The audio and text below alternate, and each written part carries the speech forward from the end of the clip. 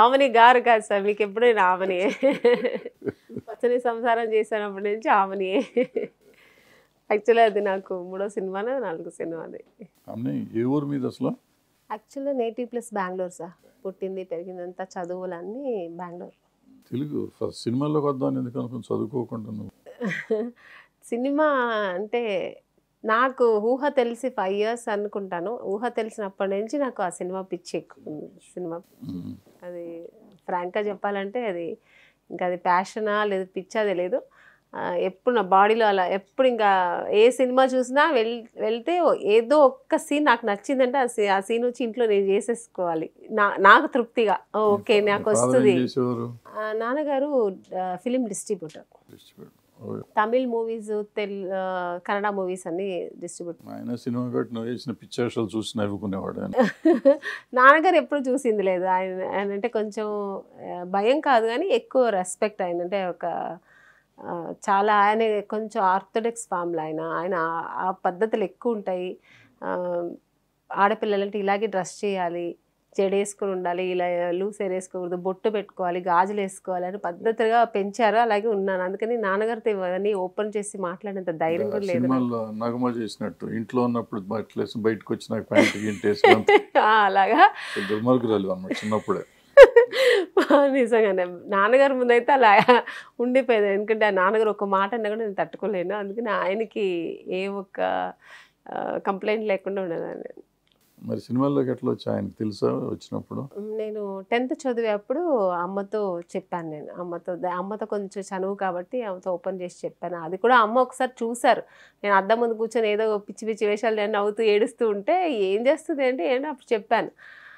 ఇలాగా నాకు ఇంట్రెస్ట్ అమ్మా అంటే అమ్మ నవ్వుకుంది. నీవే అసలు ఎక్కువ మాట్లాడవు, మగాళ్ళు చూస్తే అసలు ఎక్కడో వెళ్ళి మూలలో కూర్చుంటావు, నీకు సినిమా పిచ్చి ఎలా వచ్చింది అని నాన్నగారితో చెప్తే నాన్నగారు అస్సలు ఒప్పుకోలేదు. అంటే ఎందుకో మరి తెలియదు, నాన్నగారు వద్దనే వద్దు, నువ్వు కావాలంటే చదువు ఇష్టం లేకపోతే నీకు పెళ్లి చేస్తాను అంతే తప్ప నువ్వు అసలు ఛాన్స్ లేదన్నారు. ఒక దగ్గర ఒక 3 months దాకా నాన్నగారిని ఒప్పించడానికి చాలా టైం పట్టింది. ఒప్పించా. అమ్మ కొంచెం కన్వే చేసింది, పోన్లేండి ఒకసారి ట్రై చేద్దాము, తనకి ఇంట్రెస్ట్ ఉంది కాబట్టి, రాకపోతే మళ్ళీ వచ్చిన తర్వాత చదువులో లేదా పెళ్ళో ఏదో చేసుకుంటుంది కదా, ఇంకో మనకు ఉంది కదా ఆప్షను, తన ఇంట్రెస్ట్ ఎందుకు కాదనాలి, ట్రై చేద్దాము అంటే మా నాన్నగారు చాలా ముద్దుగా చెప్పారు. వద్దు తల్లి అన్నారు, వినలేదు. వచ్చిన తర్వాత అనిపించింది ఎందుకు అయ్యో నాన్నగారు చెప్పినట్టు ఉండుంటే బాగుండేదేమో అనిపించింది. అంటే స్టార్టింగ్ కొంచెం స్ట్రగుల్ ఉంది కదా సార్, వెంటనే దొరకదు కదా, ఏదైనా కష్టపడితేనే వస్తుంది. స్ట్రగుల్ పోరాటాలు అన్నీ ఉండింది. ఫస్ట్ సినిమా ఇది తమిళ్లో చేశాను సార్ ఫస్ట్ మూవీ, తెమ్మాంగు పాటకారని, ఇళయరాజా గారి బ్రదర్ గంగేమరన్ గారి డైరెక్షన్లో. అది చేస్తున్నప్పుడే జంబలకడి పంబ. సినిమాల్లోకి రావాలంటే కాస్టింగ్ వచ్చి అది ఇది అంటారు, అటువంటి నీకు అన్న కష్టాలు వచ్చినాయి? అక్కడ తమిళ్లో కొంచెం అవన్నీ ఎదుర్కోవాల్సి వచ్చింది, కానీ నాకు అంత సీరియస్గా ఏం జరగలేదు. నాకు తెలిసేది స్టార్టింగ్ కొంచెం తెలిసేది కాదు, వెళ్ళేదాన్ని. ఆఫీస్ చూస్తేనే తెలిసిపోతుంది వాళ్ళు సినిమా తీస్తారా లేదు, నిజంగానే సినిమా తీసేవాళ్ళ లేదు కాదా అని తెలిసిపోతుంది. కొంచెం మంచి కంపెనీస్ ఉండేది, వెళ్తే సినిమాకనే ఉండేవాళ్ళు, వాళ్ళు ఓన్లీ ప్రొఫెషనల్స్ చూసేవాళ్ళు. దొరికేది మాకు ఛాన్స్ దొరికేది సెకండరీ సార్. బట్ వాళ్ళు ముందు సినిమా తీస్తారా లేదు వేరే ఏదైనా యూస్కి చేస్తారా అనేది మనకు తెలిసిపోతుంది. ఒక రెండు మూడు కంపెనీలు తిరిగిన తర్వాత అర్థమైపోయింది నాకు.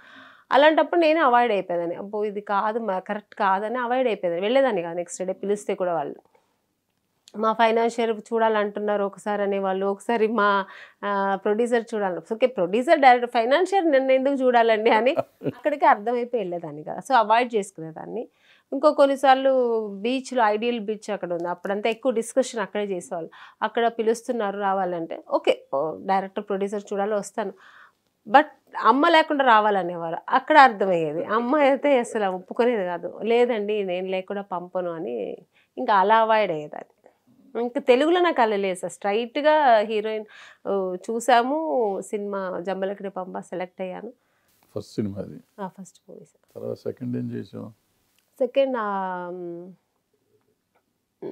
రేపటి రౌడీ అని చేశాను, రెహమాన్ హీరో, కే బాసు డైరెక్షన్. థర్డ్ మూవీనే మనది పచ్చని సంసారం. అప్పుడు ఒకసారి నేను ఫస్ట్ చూసింది అక్కడ మా సెట్లు మా అలజడి ఓపెనింగ్లో చూసాను. హడావిడిగా లోపలికి వచ్చి హడావిడిగా వెళ్ళిపోయి ఎందుకు వచ్చేవో తెలియదు, ఎవరికి ఎందుకు వెళ్ళేవో తెలియదు, ఎవరో తెలియదు. ఫస్ట్ టైం ఏదో పిలుచుంటారు అప్పుడు ఓపెనింగ్ నిన్ను పిలవటం అంటే అలా ఎవరో తెలియదు మాకు. ఎవరు కాదు, వేరే ఏదైనా కాదు. ఆ రోజు ఏమైంది, ఆయనది ఆ ఒకటి అడక్క ఓపెనింగ్ ఈవి సత్యనారాయణ గారిది ఏవిఎం సినిమా ఓపెనింగ్ ఉంటే వాళ్ళ ఓపెనింగ్ అనుకుని మా ఓపెనింగ్ లోకి వచ్చి కొబ్బరికాయ కొట్టినా తెలిసి మళ్ళీ మాతో మాట్లాడకుండా పారిపోయి, సో మళ్ళీ మా ముఖం చూడటానికి సిగ్గుపడిపోయి గబగబ పారిపోయి గబక్కుని కారెక్కాం. మాకు అర్థం కాల, ఫ్లాష్ లాగా ఒక అమ్మాయి వచ్చింది, ఫ్లాష్ లాగా ఒక అమ్మాయి వెళ్ళిపోతుంది, అమ్మాయి బాగానే ఉంది ఎవరు అని మేము అనుకుంటున్నాం. ఈ లోపల వెళ్ళిపోయాం. తర్వాత తెలిసింది పలానా ఆమని గారని. ఆ తర్వాత నువ్వు మన సినిమాని పోన్లేను అట్లీస్ట్ ఓపెనింగ్ వస్తుంది మీరు చూసారు, నేను ఆ సినిమాలో యాక్ట్ చేశాను, అలా కుదిరింది కదా.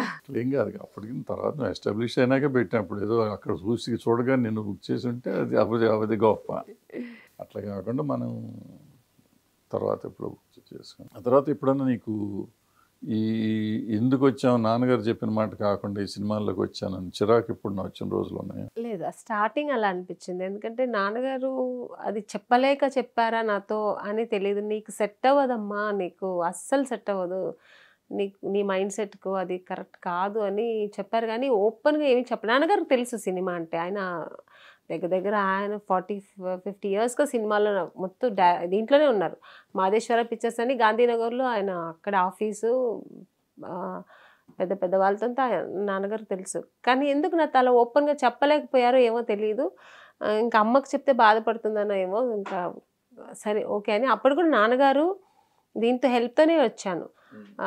నాన్నగారు తెలిసిన ఒక డిస్ట్రిబ్యూటర్ ఇక్కడ ఫ్యామిలీ ఫ్రెండ్ లాగా ఉండేవారు తమిళ్లో. ఆయన మూలంగా ఇక్కడ మాకు తెలియదు కదా సార్ ఎలా వెళ్ళాలని, ఆయన కొంచెం కంపెనీస్ అన్ని పంపించేవారు, మేనేజర్స్ని పట్టి పంపించేవారు. అలా జరిగింది నాకు. ఒకసారి అన్నపూర్ణం గారు చూపించారు నీ ఫోటో, ఆవిడ మేకప్ బాక్స్లో తీసి కొత్త ఆర్టిస్టులు ఎవరైనా తెలుసా అక్క మా అమ్మ అంటే నీ బొమ్మ చూపించారు. ఆవిడట పరిచయం నీకు అప్పుడు సినిమాలు చేసి ఉంటా? అది జంబలకృపంలో చేసాము. చేశాను. ఆవిడ ఒకసారి రికమెండేషన్ చేశాను. రికమెండేషన్ కదా పాపం పెట్టి మేకప్ బాక్స్లో నీ ఫోటో దాచుకుంది. సూపర్. ఏదో అడిగేదో సినిమా కోసం అడిగితే తీసి చూపించింది. ఇప్పుడు ఎప్పుడైనా ఆ ఫస్ట్ మూవీ నుంచి తెలుసు ఆవిడ నాకు. నా ఫస్ట్ మూవీ నుంచి ఆవిడ అప్పటికే చాలా పెద్ద సీనియర్ ఆర్టిస్ట్. ఇప్పటి వరకు ఎక్కడ కలిసినా చాలా ఆప్యాయతగా మాట్లాడతారు సార్.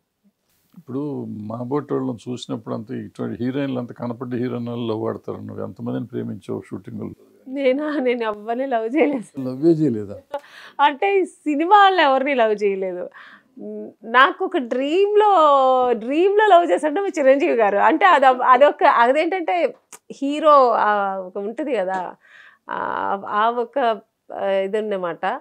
అంతేగాని ఆయన డాన్స్ అంటే ఇష్టం, ఆర్టిస్ట్గా ఇష్టం, అలా ఒక ఇది ఉండేది. ఫ్యాన్ పిచ్చి ఫ్యాన్ ఆయనకి. చిరంజీవి గారితో సినిమా చేసేదా? లేదు సార్, చేయలేదు.